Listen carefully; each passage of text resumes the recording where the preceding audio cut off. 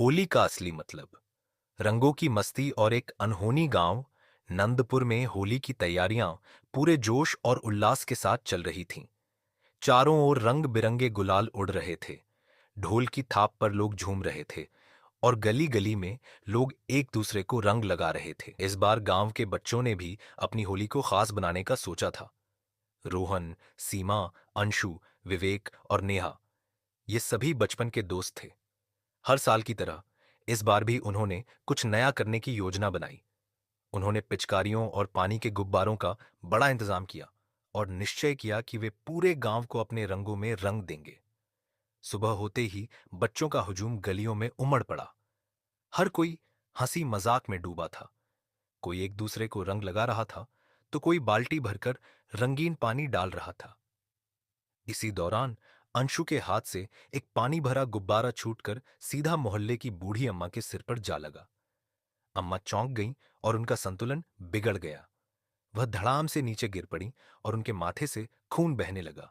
बच्चे सहम गए। पास खड़े लोग दौड़कर आए और अम्मा को उठाया।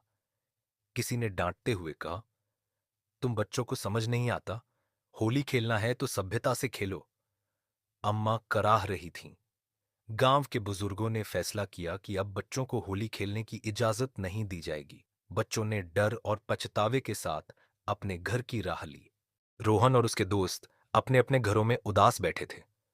होली के दिन जहां वे हर साल मस्ती करते थे, इस बार उनके मन में पछतावा था।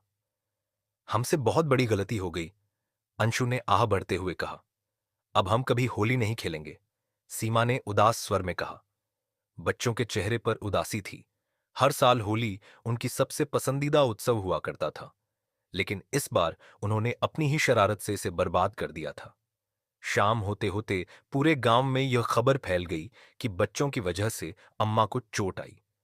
गांव के बड़े बुजुर्गों ने सभी बच्चों को डांट लगाई और यहां तक कि उनके माता पिता ने भी उन्हें बाहर जाने से मना कर दिया।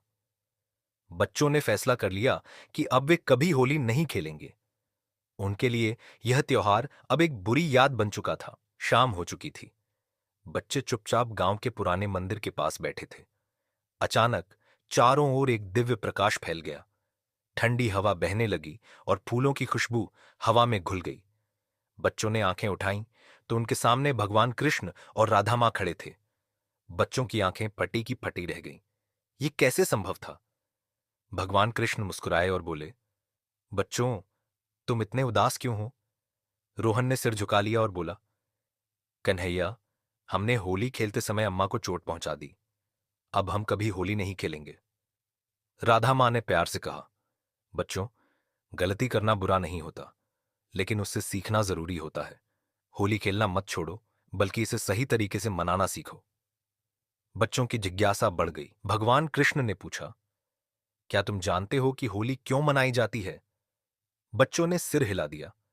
कृष्ण भगवान ने समझाया, होली बुराई पर अच्छाई की जीत का त्योहार है। प्रहलाद की भक्ति और होलिका के अहंकार की कहानी तुमने सुनी होगी।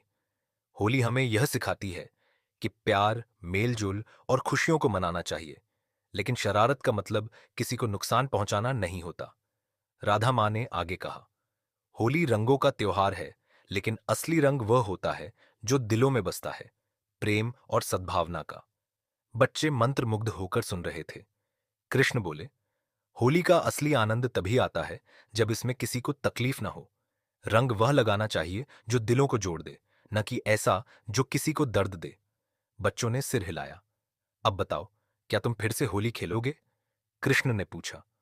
रोहन ने झिझकते हुए कहा, लेकिन हमें डर लग रहा है कि कहीं फिर से कोई घायल ना हो जाए। राधा मां मुस्कुराईं। अगर तुम समझदारी से खेलोगे तो किसी को कोई नुकसान नहीं। अगली सुबह बच्चों ने हिम्मत जुटाई और अम्मा के घर पहुंचे। अम्मा, हमें माफ कर दीजिए, अंशु ने रोते हुए कहा। अम्मा ने मुस्कुराते हुए कहा, बच्चों, गलती करना इंसान की फितरत है, लेकिन उसे सुधारना ही असली होली है। बच्चों के चेहरे खिल उठे। बच्चों ने तय किया कि वे अब से होली को सभ्यता और सम्मान के साथ खेलेंगे। उन्होंने तय किया कि वे केवल गुलाल का उपयोग करेंगे और किसी पर जबरदस्ती रंग नहीं डालेंगे। इस बार गांव ने मिलकर होली मनाई, लेकिन अब की बार इसमें शरारत नहीं थी, बल्कि प्रेम और आनंद था। भगवान कृष्ण और राधा मां ने बच्चों को आशीर्वाद दिया, अब तुमने सच्ची होली का अर्थ समझ लिया।